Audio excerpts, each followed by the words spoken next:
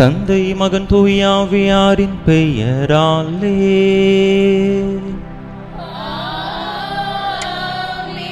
நம் ஆண்டவராகிய இயேசு கிறிஸ்துவின் அருளும் கடவுளின் அன்பும் தூய ஆவியாரின் நட்புறவும் உங்கள் அனைவரோடும் இருப்பதாக.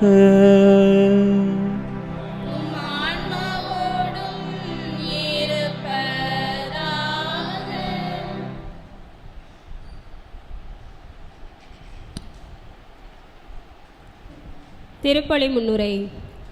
ஆண்டவரை காணிக்கையாக அர்ப்பணிக்க உங்கள் அனைவரையும் வரவேற்கின்றேன். நம் ஆண்டவரை காணிக்கையாக ஒப்புக்கொடுக்க கோவிலுக்கு வந்தபோது இவர்தான் இறைமகன் என்று கண்டுகொண்டு குழந்தையை பற்றி இறைப்புகழ் பாடியவர்கள் சிமியோன் மற்றும் அன்னா. இவர்கள் இருவரும் நேர்மையாக கடவுளுக்கு அஞ்சி இருந்ததால் குழந்தையின் அருகில் வர முடிந்தது. நாமும் நேர்மையாக கடவுளுக்கு அஞ்சி இருந்தால் இந்த காணிக்கை பலியில் இந்த தேவ குழந்தையின் அருகில் இருக்கலாம். சிமியோன் அன்னா இவர்களைப் போல நாமும் இறைமகன் அருகில் இருக்க இத்திருப்பலியில் இணைவோம்.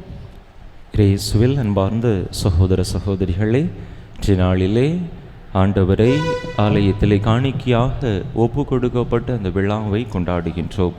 இந்த நாளில்தாமே நாம் ஒவ்வொருவரும் நம்மையே இறைவனுடைய பாதத்திலே காணிக்கையாக அர்ப்பணிப்போம். சிறப்பாக இந்த நாள் துறவற வாழ்க்கையிலே தங்களையே அர்ப்பணித்திருக்கக்கூடிய குருக்கள், கன்னியர்கள், துறவரத்தார் அனைவருடைய அர்ப்பணத்தின் நாளாகவும் நினைவு கூறப்படுகின்றது. எனவே இறை அழைத்தலுக்காக தங்களையே கையளித்திருக்கக்கூடிய அனைத்து குருக்கள், கன்னியர்கள், துறவரத்தாருக்காகவும் சிறப்பாக மன்றாடுவோம். இதே நாளில்தான் 5 ஆண்டுகளுக்கு முன்பதாக குருத்துவத்தின் முதல் படிநிலையாக இருக்கக்கூடிய அந்த திருத்தொண்டராக நான் திருநிலைப்படுத்தப்பட்டேன். எனவே என்னுடைய திருத்தொண்டு திருநிலைப்படுத்துதலின் 5ஆம் ஆண்டு நினைவில் எனக்காகவும் ஜெபிக்க உங்கள் அனைவரையும் அன்போடு அழைக்கின்றேன். தொடர்ந்து நம்மையே இறைவனுக்கு அர்ப்பணமாக்குவோம். இறைவனுடைய கரத்தில் நம்முடைய வாழ்வையே ஒப்பு கொடுத்து இனி நாம் நமக்கு சொந்தமானவர்கள் அல்ல, இறைவனுக்கு சொந்தமானவர்கள் என்கின்ற அந்த அர்ப்பண உணர்வோடு நம்முடைய வாழ்வை வாழக்கூடிய வரத்திற்காக இந்த பலியிலே மன்றாடுவோம்.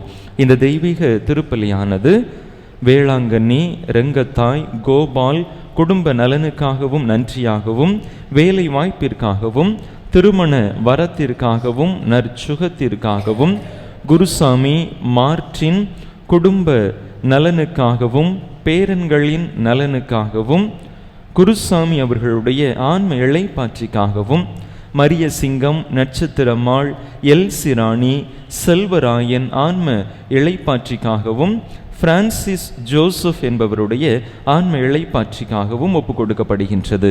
இந்த கருத்துக்களோடு நாமும் நம்முடைய தேவைகளையும் கருத்துக்களையும் இணைத்து இந்த தெய்வீக திருப்பலியிலே இறைவனுடைய அருளை இறைஞ்சி மன்றாடுவோம். தகுதியான விதத்தில் இந்த பலியை நாம் இறைவனுக்கு ஒப்பு கொடுத்து நம்மையே இறை பாதம் அர்ப்பணித்து மன்றாடுவோம். திருமுழுக்கு நினைவாக நம் மீது தெளிக்கப்படும் இத்தண்ணீரை இறைவன் ஆசீர்வதித்து அருளும்படியாக ஜெபிப்போம். ஆண்டவரே, எல்லாம் வல்ல இறைவா, உடலான்ம வாழ்வு அனைத்துக்கும் ஊற்றும் தொடக்கமும் நீரே. இத்தண்ணீரை புனிதப்படுத்தியருள உமை வேண்டுகின்றோம். எங்கள் பாவங்களுக்கு மன்னிப்பு வேண்டவும், எல்லா நோய்களையும் மாற்றானின் சூழ்ச்சிகளையும் எதிர்த்து உமது அருளின் பாதுகாப்பை அடையவும் நாங்கள் இத்தண்ணீரை நம்பிக்கையுடன் பயன்படுத்துகின்றோம். ஆண்டவரே, உமது இரக்கத்தின் உதவியால் உயிருள்ள தண்ணீர் எங்களில் பொங்கி எழுந்து மீட்பளிப்பதாக. இவ்வாறு நாங்கள் தூய இதயத்தோடு உமை அணுகி வந்து எங்கள் உடலுக்கும் ஆன்மாவுக்கும் வரும் இடர்கள் அனைத்தையும் விலக்குவோமாக. எங்கள் ஆண்டவராகிய கிறிஸ்து வழியாக உமை மன்றாடுகிறோம். எல்லாம் வல்ல இறைவா, தண்ணீர் வளம் வர அதில் ஒப்பிட வேண்டும் என்று இறைவாக்கினர் எலிசா வழியாக கற்பித்தீர். உமது படைப்பு பொருளாகிய இந்த உப்பை பரிவிரக்கத்துடன் புனிதப்படுத்தியருள உமை தாழ்மையுடன் வேண்டுகின்றோம். ஆண்டவரே, உப்பு கலந்த தண்ணீர் தெளிக்கப்படும் இடமெல்லாம் தீயோனின் தாக்குதல் அனைத்தும் தோல்வியுறச் செய்வீராக. உம் தூய ஆவியார் உடனிருந்து எங்களை இடையராது காத்தருள்வாராக. எங்கள் ஆண்டவராகிய கிறிஸ்து வழியாக உம்மை மன்றாடுகிறோம்.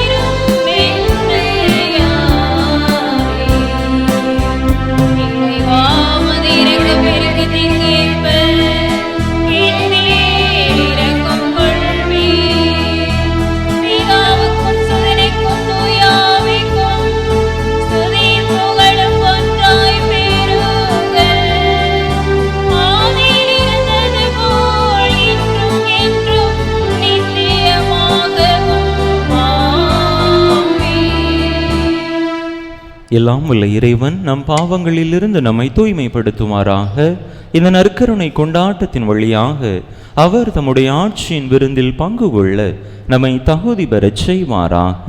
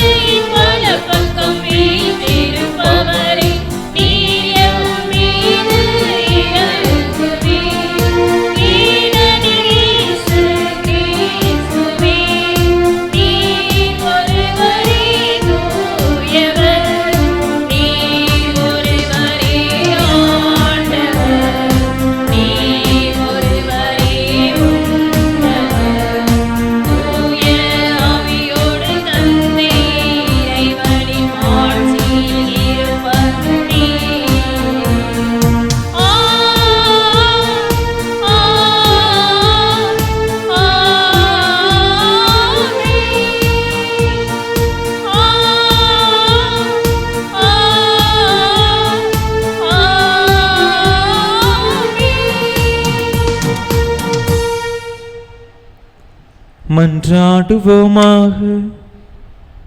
என்றென்றுமுள்ள எல்லாம் வல்ல இறைவா, எங்கள் மனித இயல்பையே தமதாக்கிக் கொண்ட ஒரே திருமகன் கோவிலில் அர்ப்பணிக்கப்பட்ட இந்நாளில் மாண்புக்குரிய உம்மை தாழ்மையுடன் வேண்டுகின்றோ. அதனால் நாங்களும் அவ்வாறே தூய்மையடைந்த உள்ளத்துடன் உமக்கு காணிக்கையாகுமாறு அருள்வீராக. உம்மோடு தூயாவியாரின் ஒன்றைப்பில் ஒரு இறைவனாய் என்றென்றும் வாழ்ந்து ஆட்சி செய்கின்ற எங்கள் ஆண்டவரும் உம் திருமகனுமாக இயேசு கிறிஸ்து வழியாக உம்மை மன்றாடுகின்றோ.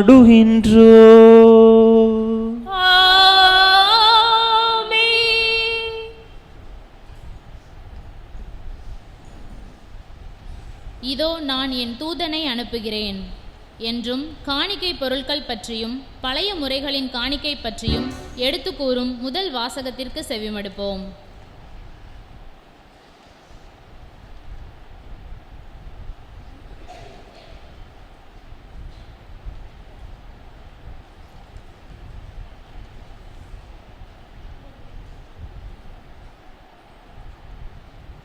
முதல் வாசகம்.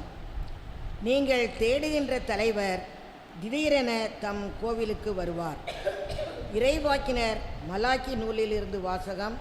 அதிகாரம் 3, இறைவசனங்கள் 1 முதல் 4. கடவுளாகிய ஆண்டவர் கூறுவது: இதோ நான் என் தூதனை அனுப்புகிறேன். அவர் எனக்கு முன் வழியை ஆயத்தம் செய்வார். அப்பொழுது நீங்கள் தேடுகின்ற தலைவர் திடீரென தம் கோவிலுக்கு வருவார். நீங்கள் ஆவலுடன் எதிர்பார்க்கும் உடன்படிக்கையின் தூதர் இதோ வருகிறார் என்கிறார் படைகளின் ஆண்டவர். ஆனால் அவர் வரும் நாளை தாங்கக்கூடியவர் யார்? அவர் தோன்றும்போது நிற்க வல்லவர் யார்? அவர் புடமிடுகிறவரின் நெருப்பை போலவும் சலவை தொழிலாளியின் சவக்காரத்தை போலும் இருப்பார். அவர் புடமிடுபவர் போலும் வெள்ளியை தூய்மைப்படுத்துபவர் போலும் அமர்ந்திருப்பார். லேவியின் புதல்வர்களை தூய்மையாக்கி பொன் வெள்ளியை போல் அவர்களை புடமிடுவார். அவர்களும் ஆண்டவருக்கு ஏற்புடைய காணிக்கை கொண்டு வருவார்கள். அப்பொழுது பண்டை காலத்தில் முன்னைய ஆண்டுகளில் இருந்தது போல் யூதாவின் காணிக்கையையும் எருசலேமின் காணிக்கையும் ஆண்டவருக்கு உகந்தனவாயிருக்கும். ஆண்டவர் வழங்கும் அருள்வாக்கு.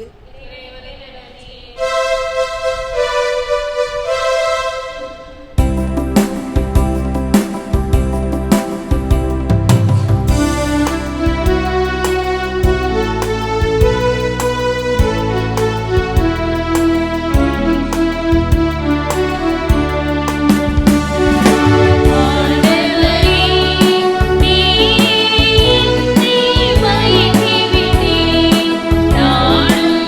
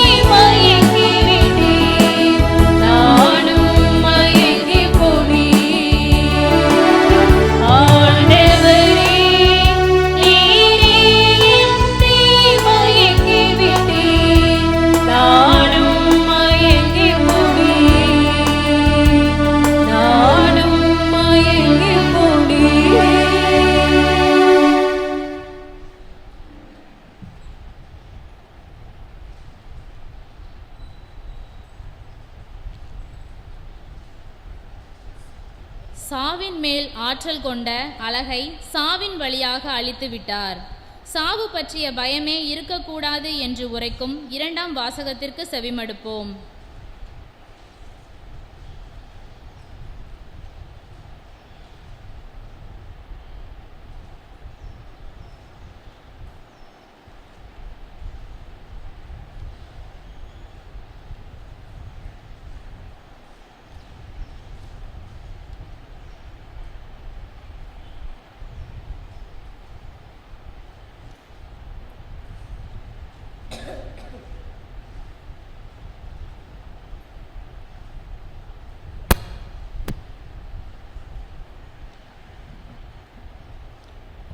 இரண்டாம் வாசகம்.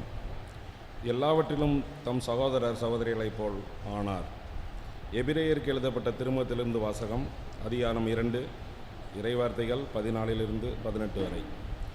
சகோதரர் சகோதரிகளே,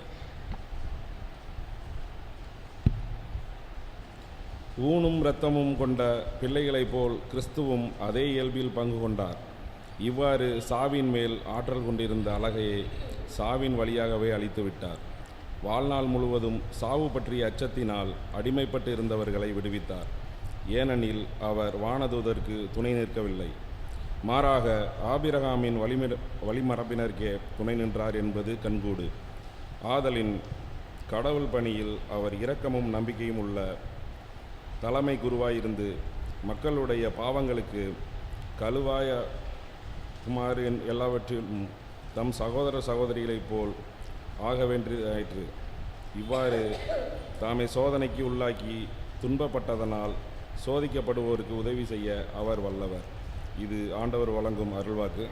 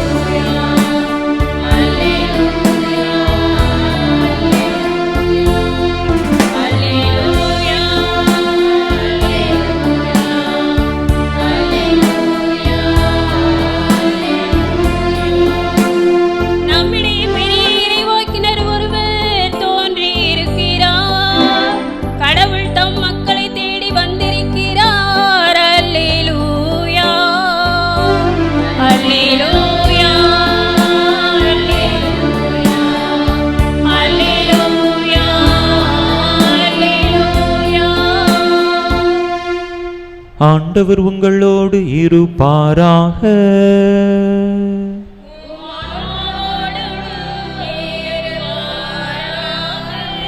லூக்கா எழுதிய தூய நற்செய்தியிலிருந்து வாசகம்.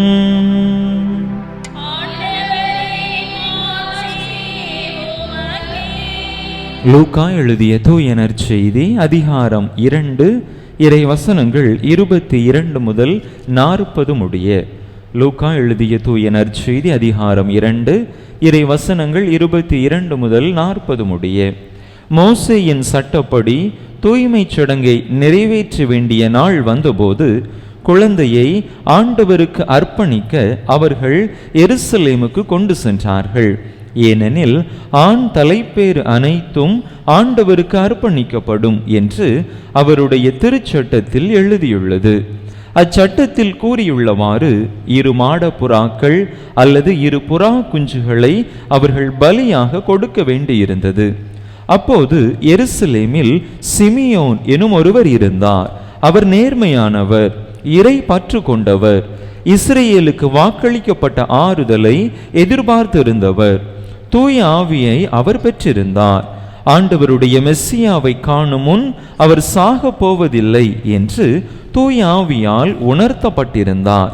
அந்த ஆவியின் தூண்டுதலால் அவர் கோவிலுக்கு வந்திருந்தார்.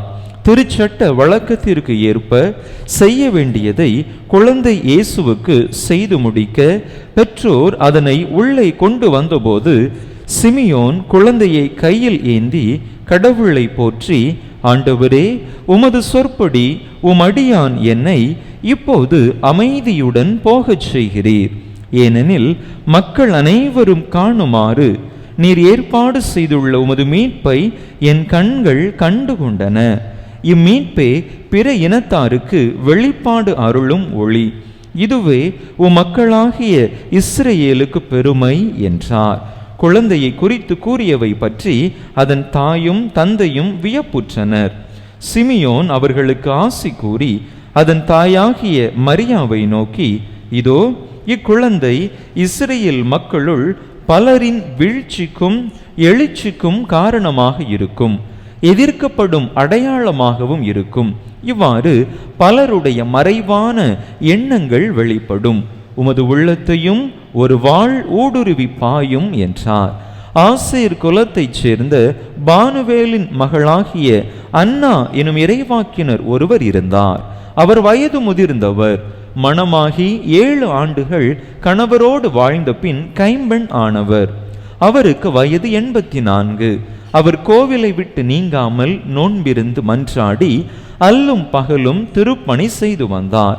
அவரும் அந்நேரத்தில் அங்கு வந்து கடவுளை புகழ்ந்து எருசலேமின் மீட்புக்காக காத்திருந்த எல்லாரிடமும் அக்குழந்தையை பற்றி பேசினார். ஆண்டவருடைய திருச்சட்டப்படி எல்லாவற்றையும் செய்து முடித்த பின்பு அவர்கள் கலிலேயாவில் உள்ள தங்கள் ஊராகிய நாசரேத்துக்கு திரும்பி சென்றார்கள். குழந்தையும் வளர்ந்து வலிமை பெற்று ஞானத்தால் நிறைந்து கடவுளுக்கு உகந்ததாயிருந்தது. ஆண்டவரின் அருள்வாக்கு.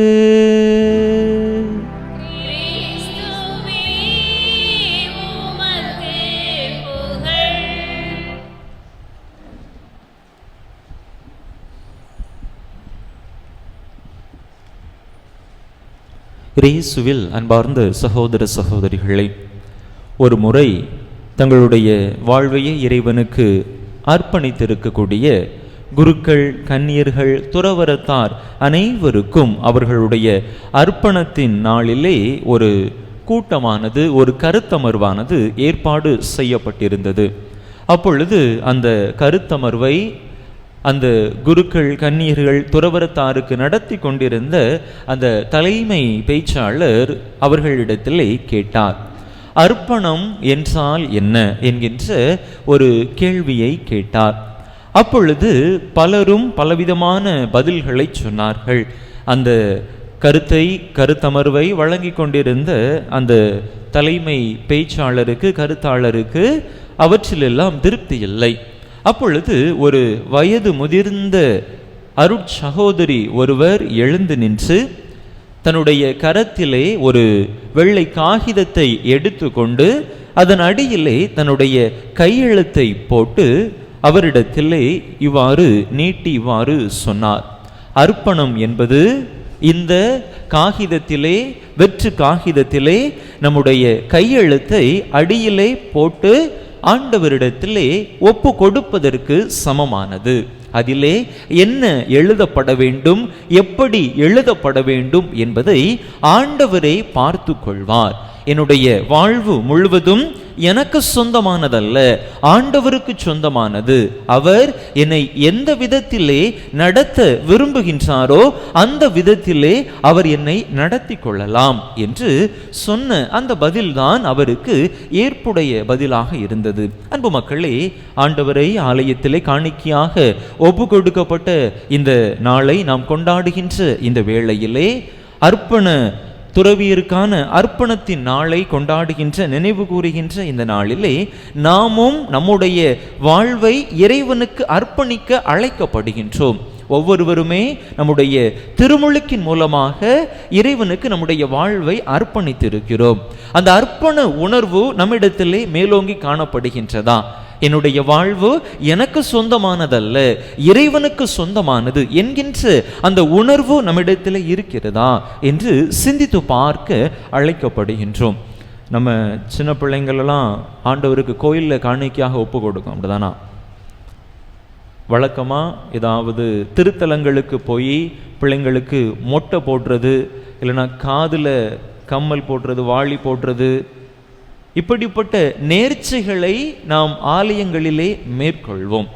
பெரும்பாலும் எதற்காக நாம் அப்படிப்பட்ட அந்த நேர்ச்சைகளை மேற்கொள்கிறோம்? சின்ன பிள்ளைங்க வந்து அழுதுகிட்டே இருப்பாங்க, வயிற்று வலியாக இருக்கும், தலைவலியாக இருக்கும், கால் வலியாக இருக்கும், நமக்கு என்ன செய்யணும்னு தெரியாது. உடனே என்ன செய்வோம்? கோயில் குளம்னு சொல்லி தூக்கிட்டு ஓடுவோம்.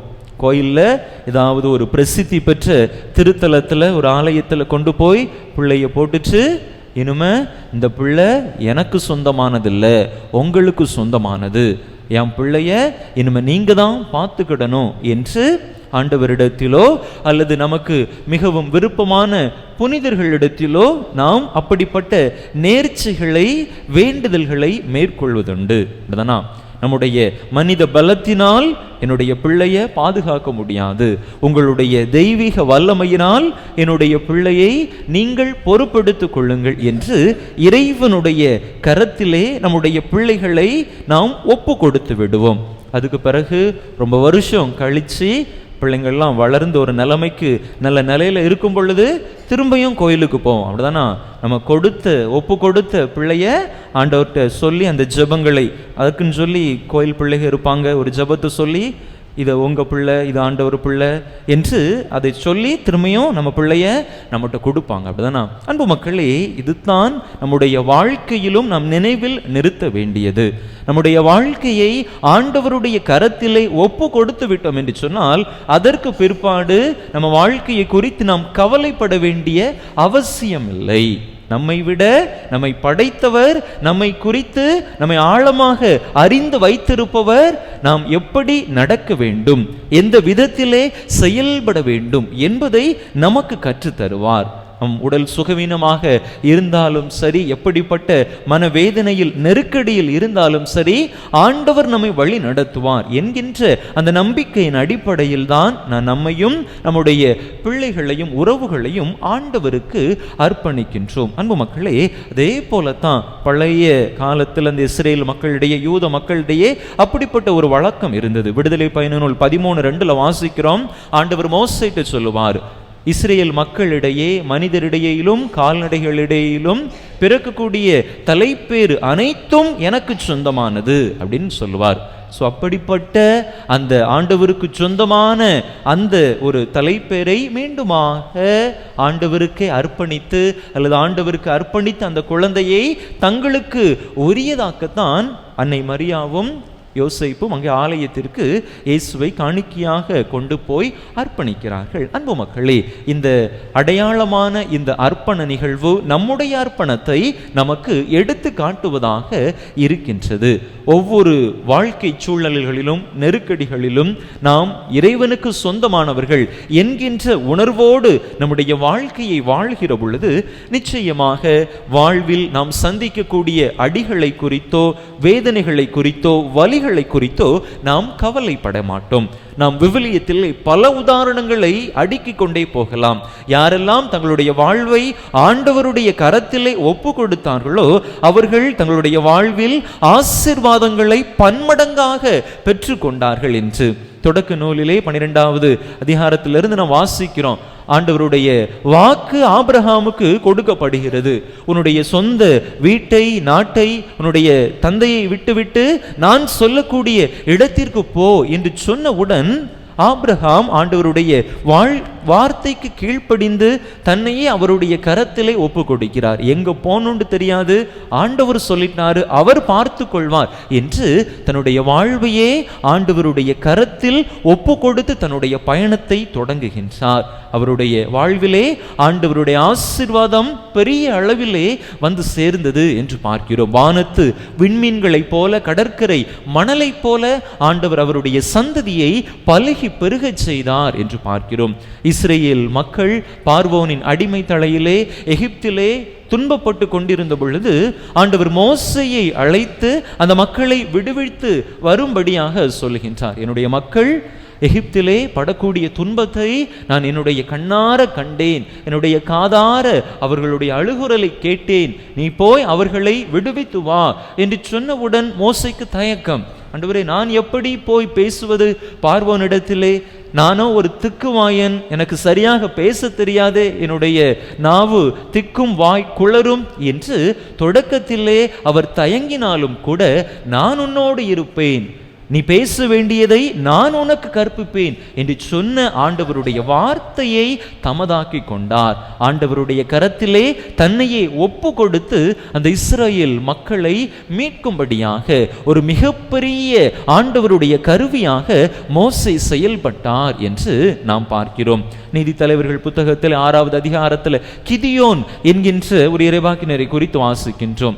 கிதியோன் ஆண்டவரிடத்தில் கேட்கிறார். ஆண்டவருடைய வாக்கு கிதியோனுக்கு சொல்லப்படுகிறது, நீ ஒரு தனி ஆளாக எதிரிகளிடமிருந்து, மிதியானியரிடமிருந்து இஸ்ரேல் மக்களை நீ விடுவிப்பாய் அப்படின்னு சொன்ன உடனே கிதியோனுக்கு தயக்கம்.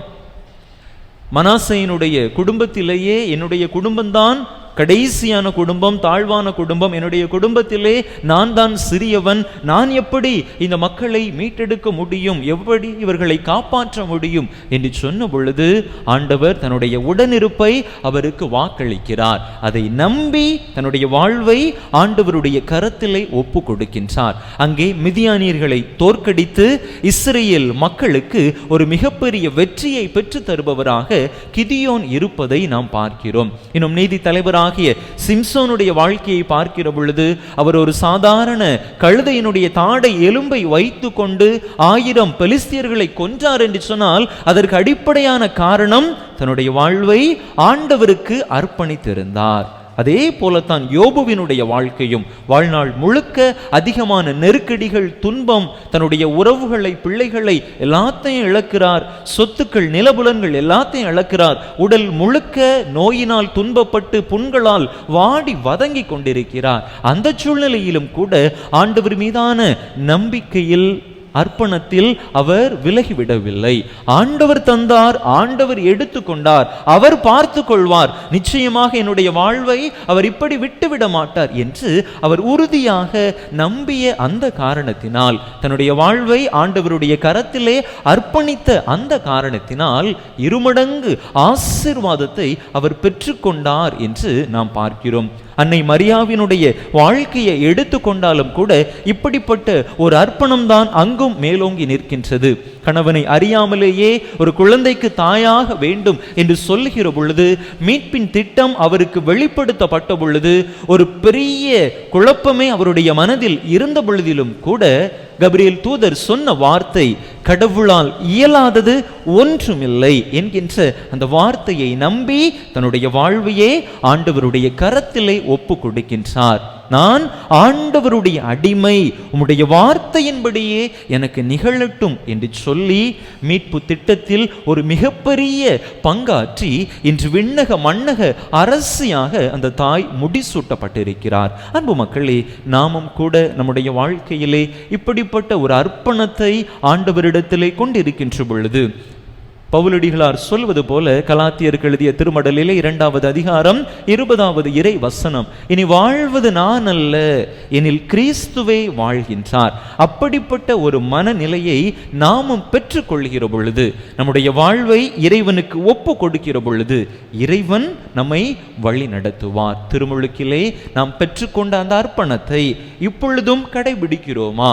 நம்முடைய வாழ்வு இறைவனுக்கு சொந்தமானது என்கின்ற உணர்விலே வாழ்கிறோமா என்று சிந்தித்து பார்ப்போம். மீண்டுமாக ஆண்டவருடைய அர்ப்பணத்தின் இந்த நாளிலே நாம் நம்மையே மீண்டும் ஆண்டவருடைய கரங்களிலே ஒப்பு கொடுப்போம். ஆண்டவரே, என்னுடைய வாழ்வை நீங்கள் பொறுப்பெடுத்துக் கொள்ளுங்கள், நான் செல்ல வேண்டிய பாதைகளை நீங்கள் எனக்கு கற்றுத்தாருங்கள் என்று இறை திருவுளத்தை நம்முடைய திருவுளமாக ஏற்று அதன்படி நம்முடைய வாழ்க்கையை வாழ முயற்சி செய்வோம். நிச்சயமாக நாம் நடக்க வேண்டிய பாதையை இறைவன் நமக்கு கற்று தருவார். நம்முடைய வாழ்வின் எல்லா நெருக்கடிகளுக்கு மத்தியிலும், துன்ப துயரங்கள், கவலைகள், கண்ணீர்களுக்கு மத்தியிலும் ஆண்டவர் நம்மை கரம் பிடித்து வழி நடத்துவார். எனவே நம்முடைய வாழ்வை ஆண்டவருடைய கரத்திலே ஒப்பு கொடுத்து இனி வாழ்வது நான் அல்ல, ஆண்டவர்தான் என்னில் வாழ்கிறார் என்கின்ற உணர்வோடு நம்முடைய வாழ்க்கையை முன்னெடுத்து செல்ல, அப்படிப்பட்ட அர்ப்பண உணர்வில் வாழ வரம் கேட்டு இந்த பலியிலே தொடர்ந்து மன்றாடுவோம். ஆமென். அனைவரும் எழுந்து நம்முடைய நம்பிக்கையை அறிக்கையிடுவோம்.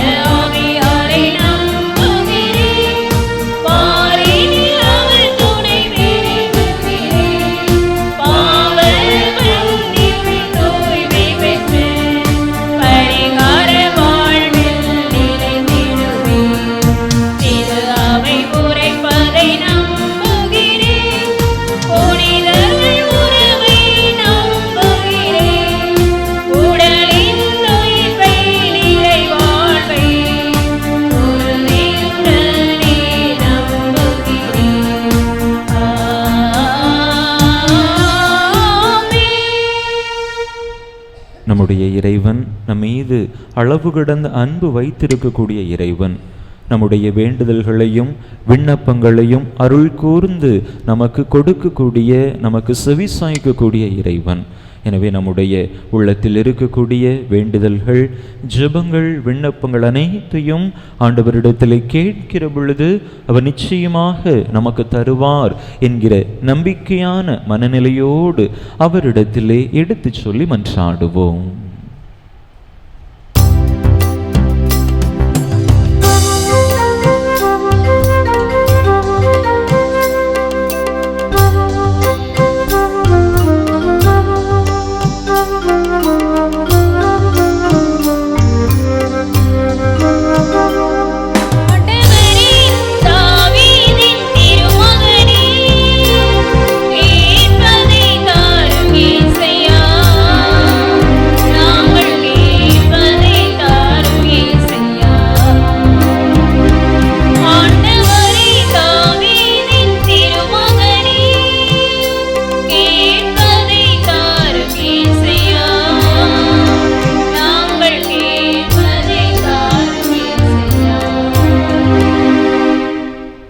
நான் என் தூதரை அனுப்புகிறேன், அவர் எனக்கு முன்வழியை ஆயத்தம் செய்வார் என்ற எம் இறைவா, திரு அவையை வழிநடத்தும் அனைவரும் இறை மக்களை இறைப்பாதையில் வழிநடத்தி செல்ல தேவையான அருளை பெற இறைவா உம்மை மன்றாடுகின்றோம்.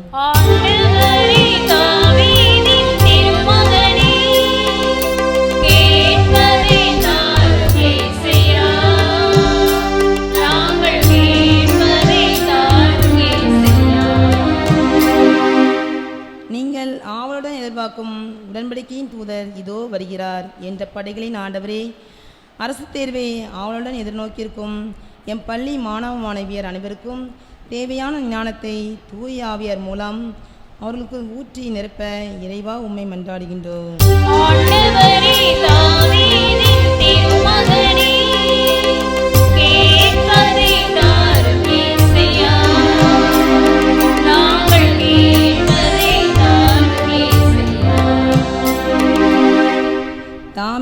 சோதனைக்கு உள்ளாகி துன்பப்பட்டதனால் சோதிக்கப்படுவோருக்கு உதவி செய்ய வல்லவரே எம் இறைவா.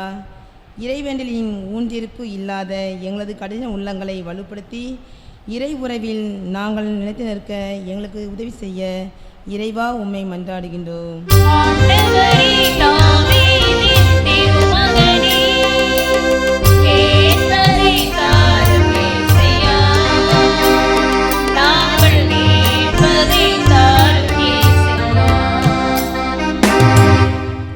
ஆபிரகாமின் வழிமரபினருக்கு துணை நின்ற எம் இறைவா, எங்கள் வாழ்வில் ஏற்படும் துன்ப துயரங்களைக் கண்டு மனசோர்வடையாமல் தோல்விகளை வெற்றி கொள்ள எங்களோடு துணை நிற்க இறைவா உம்மை மன்றாடுகின்றோம்.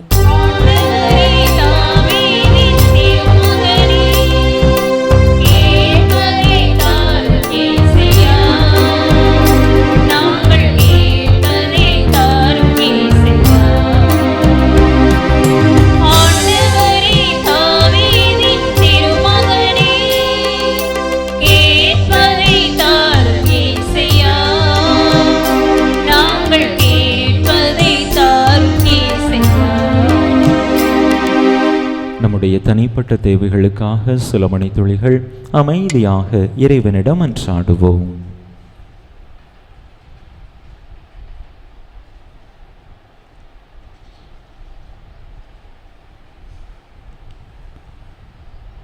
நலன்களின் ஊற்றே எம் இறைவா, உம் அன்பு பிள்ளைகள் நாங்கள் உம்மிடத்தில் கேட்ட இந்த மன்றாட்டுக்களை எல்லாம் பரிவன்போடு எங்களுக்கு தந்தருள வேண்டும் என்று எங்கள் ஆண்டவராகிய கிறிஸ்து வழியாக உம்மை மன்றாடுகிறோம்.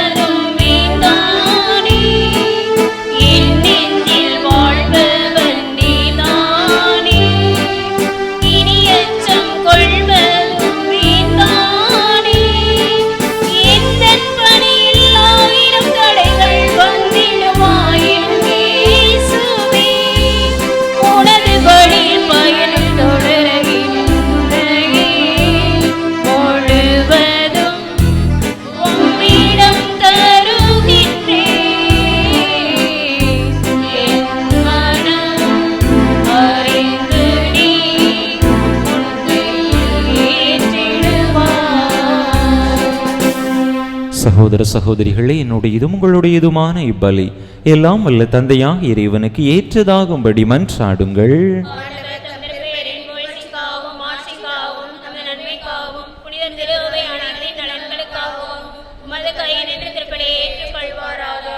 ஆண்டவரே, உலகம் வாழ்வு பெற உம் ஒரே திருமகன் மாசற்ற செம்மறியாக உமக்கு அர்ப்பணிக்கப்பட வேண்டும் என்று திருவிழமானீரே.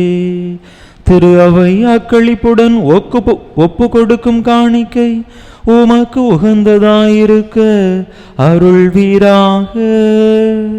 என்றென்றும் வாழ்ந்து ஆட்சி செய்கின்றவர் வழியாக உம்மை மன்றாடுகின்றோ.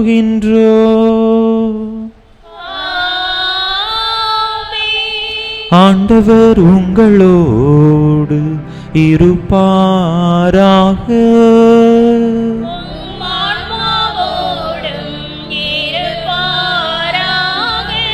இதயங்களை மேலே எழுப்புங்கள்.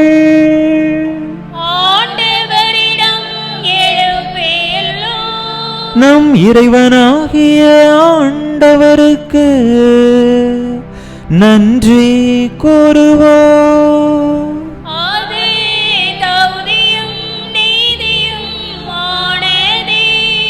ஆண்டவரே, தூயவரான தந்தையே, என்றுமுள்ள எல்லாம் வல்ல இறைவா, எங்கள் ஆண்டவராகிய கிறிஸ்து வழியாக என்னாலும் எவ்விடத்திலும் நாங்கள் உமக்கு நன்றி செலுத்துவோம். மெய்யாகவே தகுதியும் நீதியுமாகும். எங்கள் கடமையும் மீட்புக்குரிய செயலுமாகும். ஏனெனில் உம்மோடு என்றுமுள்ளவும் திருமகன் இன்று கோவிலில் காணிக்கையாக அர்ப்பணிக்கப்பட்டார்.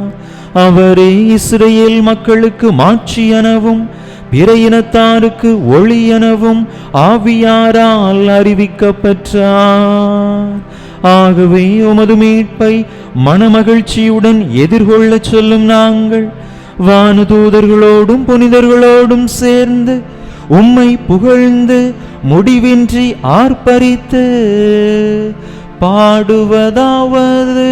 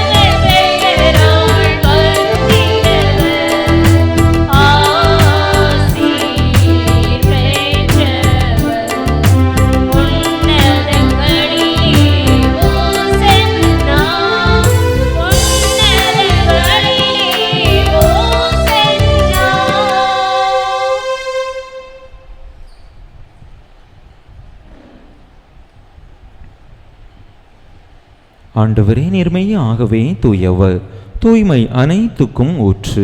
ஆகவே உம்முடைய ஆவியை பொழிந்து இக்காணிக்கைகளை தூய்மைப்படுத்த உம்மை வேண்டுகின்றோம். இவ்வாறு எங்கள் ஆண்டவர் இயேசு கிறிஸ்துவின் உடலும் இரத்தமுமாக எங்களுக்கு இவை மாறுவனவாக. அவர் பாடுபட உளம் கனிந்து தம்மை கையளித்த போது அப்பத்தை எடுத்து நன்றி செலுத்தி அதை பிட்டு தம் சீடர்களுக்கு அளித்து அவர் கூறியதாவது: அனைவரும் இதிலிருந்து பெற்று உண்ணுங்கள், ஏனெனில் இது உங்களுக்காக கையளிக்கப்படும் என் உடல்.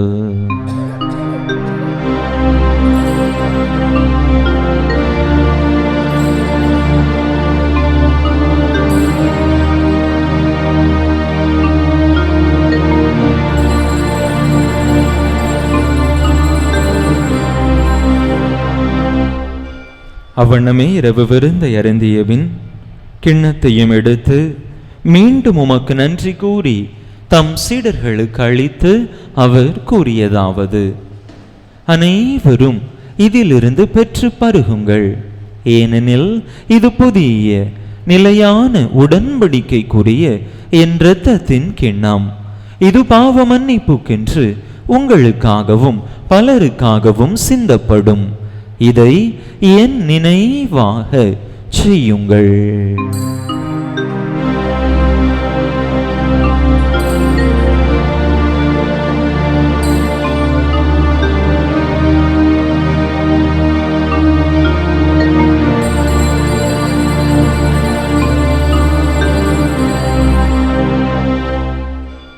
நம்பிக்கையின் மறைபொருள்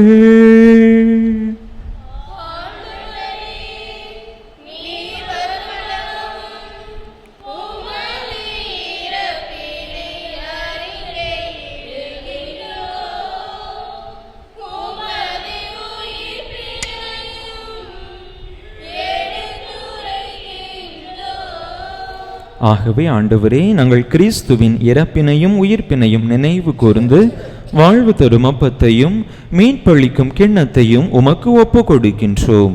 உம் திருமுன் நின்று உமக்கு ஊழியம் புரிய தகுந்தவர்கள் என எங்களை ஏற்றுக்கொண்டீர்.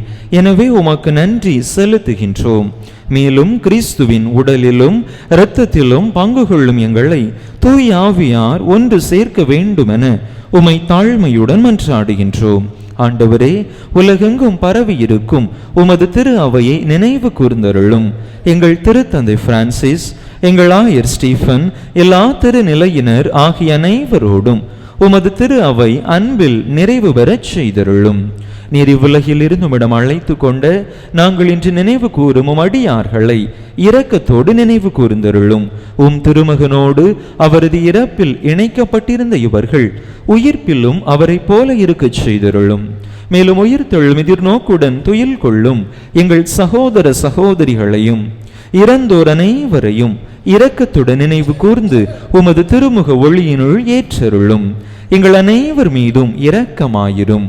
கடவுளின் கன்னித்தாயும் எங்கள் பாதுகாவலியுமான புனித ஜெபமாலை அன்னை, அவருடைய கணவரான புனித யோசேப்பு, புனித திருத்தூதர்கள், இவ்வுலகில் உமக்கு உகந்தவராயிருந்தோர் ஆகிய புனிதர் அனைவருடனும் நாங்கள் நிலை வாழ்வில் பங்கு கொள்ளும் தகுதி பெற்று திருமகன் இயேசு கிறிஸ்து வழியாக உமை புகழ்ந்தேத்தும் வரமருள உமை மன்றாடுகின்றோம்.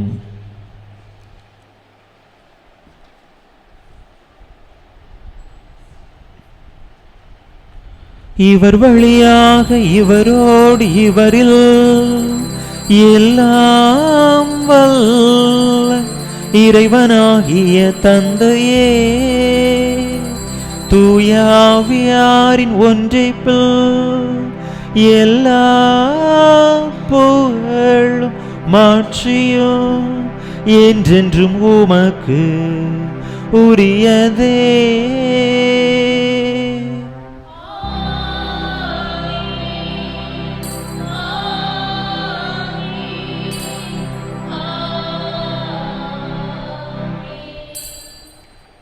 மீட்பரின் கட்டளையால் கற்பிக்கப்பட்டு இறை படிப்பினையால் பயிற்சி பெற்ற நாம் துணிந்து சொல்லுவோம்.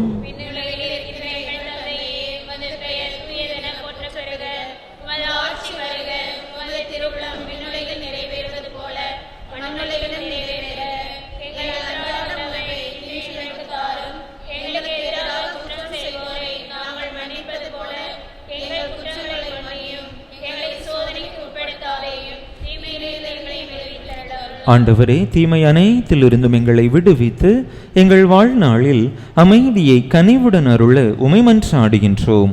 உமது இரக்கத்தின் உதவியால் நாங்கள் பாவத்திலிருந்து எப்போதும் விடுதலை பெற்று யாதொரு கலக்கமுமின்றி நலமாயிருப்போமாக.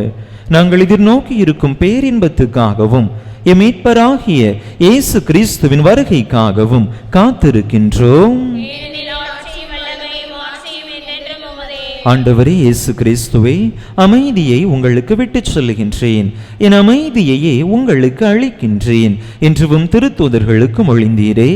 எங்கள் பாவங்களை பாராமல் உமது திரு அவைய நம்பிக்கையை கண்ணோக்கி உமது திருவிழத்துக்கு ஏற்ப அதற்கு அமைதியையும் ஒற்றுமையையும் அளித்தருள்வீராக.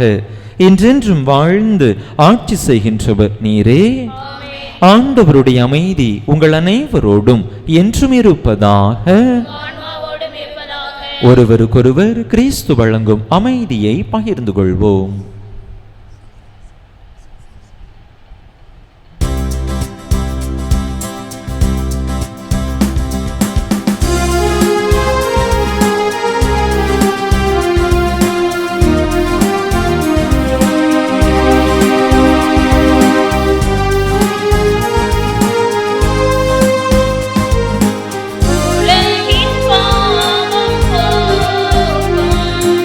இறைவனின் செம்ம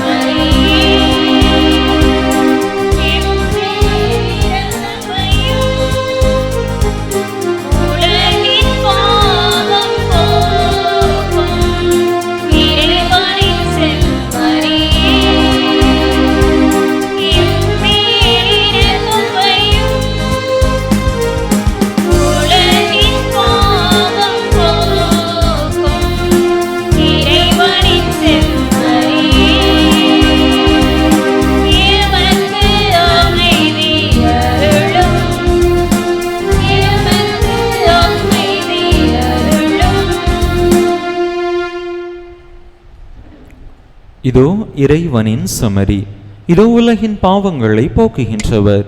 இந்த செம்மறியின் திருவிருந்துக்கு அழைக்கப் பெற்றுள்ள நாம் பேறு பெற்றோ.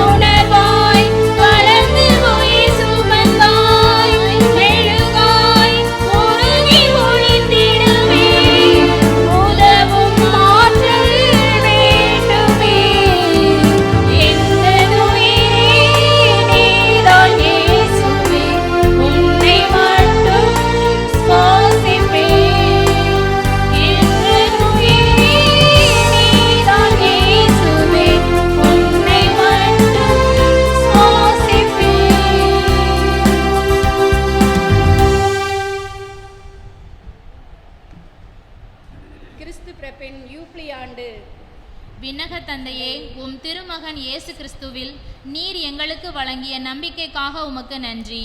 தூய ஆவியார் வழியாக தந்த பிறரன்பு என்னும் கொடைக்காக நன்றி. இந்த நம்பிக்கையாலும் அன்பாலும் உமது அரசின் வருகையை எதிர்நோக்கும் அருளை எங்களுக்கு தாரும். உமது நற்செய்தியின் சான்றுகளாக எங்களை மாற்றும். தீமையின் ஆற்றல்களை எங்களிடமிருந்து அகற்றும். நாங்களும் இவ்வுலகும் புதிய விண்ணகம் புதிய மன்னகம் நோக்கிய பயணத்தில் இறை வார்த்தையால் மாற்றம் பெறுவோமாக. இந்த யூபிலி கொண்டாட்டத்தின் அருள் எதிர்நோக்கின் திருப்பயணிகளாகி எங்களை வழிநடத்தட்டும். விண்ணக செல்வங்களுக்கான ஆர்வத்தை எம்மில் தூண்டி எழுப்பட்டும். எம் மீட்பர் இயேசுவின் மகிழ்ச்சியும் அமைதியும் உலகை நிரப்புவதாக. மூவொரு கடவுளே, உமக்கே மாட்சி, உமக்கே புகழ், உமக்கே நன்றி. ஆமென். அன்பு மக்களே, நேற்றைய தினம் முதல் சனி பக்தி முயற்சிகள் சிறப்பாக நடைபெற ஒத்துழைத்த அனைவருக்கும் நெஞ்சம் நிறை வாழ்த்துக்களையும் பாராட்டுதலையும் நன்றியையும் தெரிவித்துக் கொள்கிறேன். அன்பு மக்களே, ஏற்கனவே அறிவிக்கப்பட்டபடி வருகின்ற 5ஆம் தேதி நாம் நம்முடைய பங்காக இருக்கக்கூடிய கோட்டூர் தாப்பாத்தி திருத்தலத்திற்கு திருப்பயணிகளாக சென்று அந்த திருப்பலியை நிறைவேற்ற இருக்கின்றோம். எனவே அன்பு மக்கள் அனைவரும் புதன்கிழமை மாலையிலே தயாராக இருக்கும்படியாக அன்போடு கேட்டுக்கொள்கின்றேன். அதே போன்று 11ஆம் தேதி நம்முடைய ஆயர் தலைமையிலே குறுக்குச்சாலை மறைவட்ட பங்குகளுக்கான ஜூபிலி ஆண்டின் தொடக்க விழா திருப்பலி தாப்பாத்தியிலே அந்தோனியார் திருத்தலத்திலே மாலை 5 மணிக்கு நடைபெற இருக்கின்றது. அந்த திரு நிகழ்விலும் மக்கள் அனைவரும் கலந்து கொண்டு இறையாசிரை பெற்று செல்லும்படியாக அன்போடு கேட்டுக்கொள்கிறேன். வரக்கூடியவர்கள் உங்களுடைய பெயர்களை அன்பிய பொறுப்பாளரிடமும் அருட்சகோதரர்களிடத்திலும் பதிவு செய்து கொள்ளும்படியாக அன்போடு கேட்டுக்கொள்கின்றேன். அன்பு மக்களை, இந்த மாதத்திற்கான வினாடி வினா தாள் தயாராக இருக்கின்றது. அதையும் பெற்றுக்கொள்ளாதவர்கள் அருட்சகோதரர்களிடத்திலே பெற்றுக்கொள்ளும்படியாகவும், கடந்த மாதத்திற்கான அந்த வினாடி வினாவை பூர்த்தி செய்திருக்கக்கூடியவர்கள் அதனையும் ஒப்படைக்கும்படியாகவும் அன்போடு கேட்டுக்கொள்கின்றேன். மக்கள் அனைவரும் காணுமாறு நீர் ஏற்பாடு செய்துள்ள உமது மீட்பை என் கண்கள் கண்டுகொண்டன. மன்றாடுவோமாக. ஆண்டவரே, கிறிஸ்துவை காணும் முன் தாம் சாவதில்லை என்ற சிமியோனின் எதிர்பார்ப்பை இன்று நிறைவேற்றினீரே. அதனால் நாங்கள் உட்கொண்ட இத்திருவுணவு வழியாக எங்களிடம் உமது அருளை நிறைவு பெறச் செய்வதால் ஆண்டவர் கிறிஸ்துவை எதிர்கொள்ள புறப்படும் நாங்கள் நிலை வாழ்வை அடைய அருள் புரிவீராக. எங்கள் ஆண்டவராகிய கிறிஸ்து வழியாக உம்மை மன்றாடுகின்றோம்.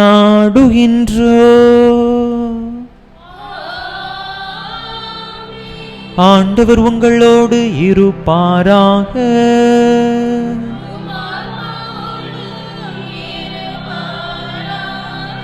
எல்லாம் வல்ல இறைவன் தந்தை, மகன், தூய ஆவியார் உங்களுக்கு ஆசி வழங்குவாராக.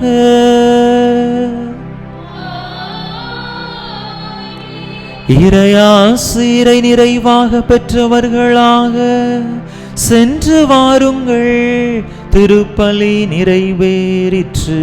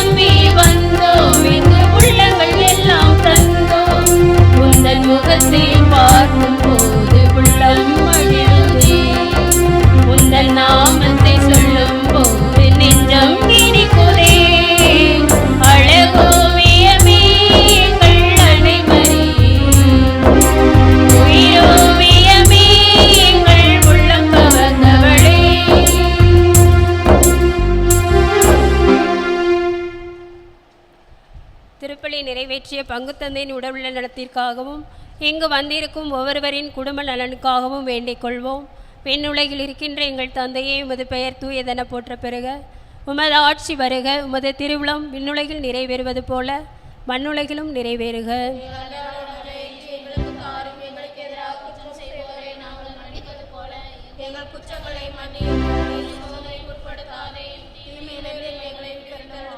அருள் நிறைந்த மரியே வாழ்க, ஆண்டவர் உம்முடனே, பெண்களுக்குள் பேறு பெற்றவள் நீரே. உம்முடைய திருவயிற்றின் கனியாகி இயேசுவும் ஆசி பெற்றவரே.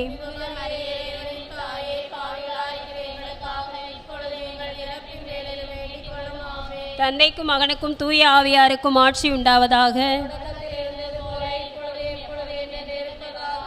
புனித ஜெபமாலை அன்னையே, புனித ஞான பிரகாசியாரே, புனித அந்தோனியாரே, புனித சூசையப்பரே, நிலையான புகழுக்குரிய தூய்மை மிகு நற்கருணைக்கு எல்லா காலமும் தொழுகையும் புகழும் போற்றியும் மாட்சிமையும் உண்டாக கடவுளே.